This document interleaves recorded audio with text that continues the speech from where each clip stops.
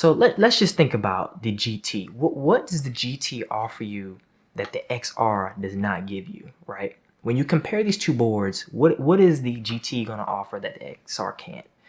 And it's very simple, right? You're getting more range on the GT. You're getting more torque on the GT.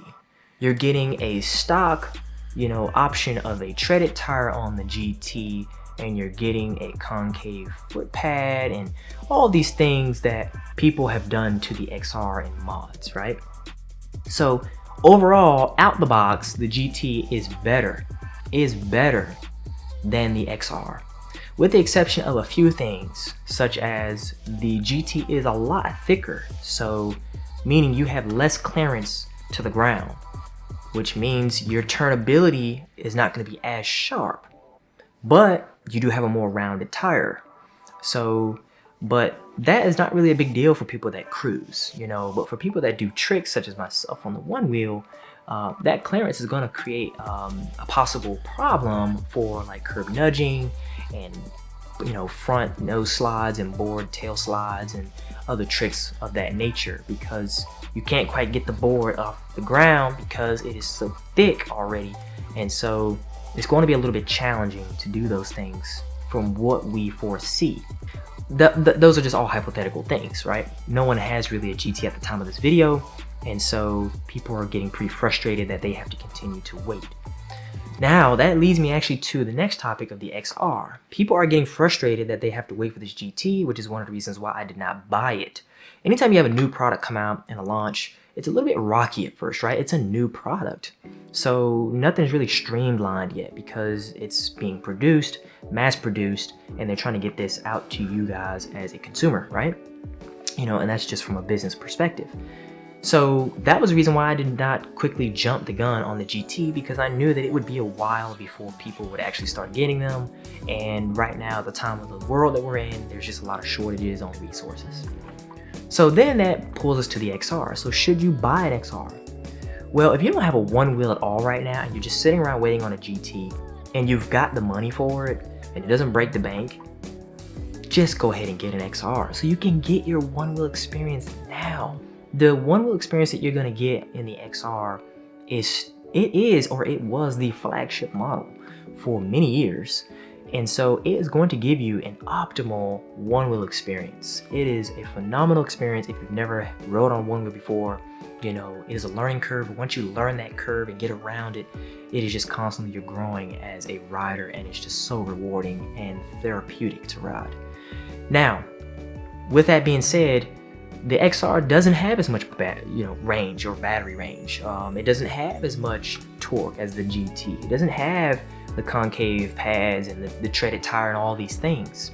However, the GT, you can invest in the third-party companies that make products for the XR, and you can turn your XR into a GT. You can put a treaded tire, you can change the back foot pad to concave, you can put a Qi battery in the back of it and make it go 30-40 miles even. You can do all these things, to really make it a GT.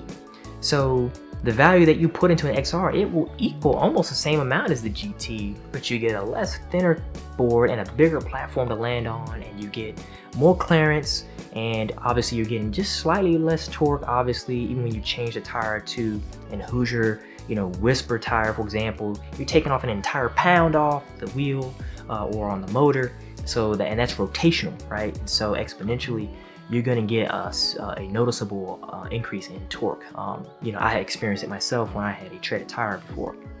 So, you can turn your XR into a GT, but then you'd have to wait, if you buy the GT, at least the XR right now, you can ride it now. So that now brings us to the conclusion, should you buy an XR or the GT? If you cannot wait and you want to just ride Onewheel and you've got money to buy another Onewheel right now, or to buy a Onewheel in general, just get the XR and enjoy it, love it, cherish it, mod it, make it your own, and there are so many third-party companies and so many options and things to really keep that board rolling, okay? The maintenance on it, everything, everyone knows everything pretty much about the XR. We know that board like the back of our hand and how it's put together. Whereas the GT, it's still new, so we don't know anything, you know, and there's no third-party companies that are mass producing a lot of accessories quite yet, you know. That's going to take some time to kind of get into the ball rolling of that. So if you want the newest flagship model and you're not in a rush to ride and you don't do tricks and you don't care about all these little tiny things that I've already talked about, you know, regarding clearance and the tire and the, you know, and all this stuff, and you don't care about, you know, modding the board and making it look like something unique, then get the GT. It has all the bells and whistles. It is the newest board. It is the best board on paper. It is just get it and just be patient, you know, just be patient. Companies sometimes, you know, they kind of under promise and over deliver, so they might be saying the board is going to come in March, April, May, but it might come sooner. So be positive too. If you're going to wait on it, at least be positive and kind of keep yourself busy so you don't look at the time waiting. But if you can't wait, if it's really burning up in you and you've got the money, just get the XR. Get the XR, enjoy it, ride it, and that'll just only get you prepped. You know, it'll only speed up the wait time to when your GT comes, because you're gonna be having such a blast learning this XR, right? And so while you're enjoying the XR, your GT will then be coming in the mail before you know it, right? So you're giving yourself the experience of a Onewheel full experience without the wait, right? You know, people that are on XRs are riding thousands of miles while people are waiting for GTs or just sitting around waiting. So again, if you've got the money and you're willing to toss around some money and just, you know, dive right in and want to ride Onewheel and don't have anything right now, get an XR. Any Onewheel is better than no Onewheel, okay? And any Onewheel rider will tell you that. It is just amazing having a Onewheel, and when you're without it, it can drive you nuts. If you are willing to wait and already have a Onewheel XR or whatever, you know, just be patient and just enjoy what you have right now until the GT comes. Forget about it, you know, let it sneak up on you as a surprise. Do that to the best of your ability and enjoy what you got right now. And when the GT comes, you know, let's just shred it up, okay? So I hope that was helpful, guys.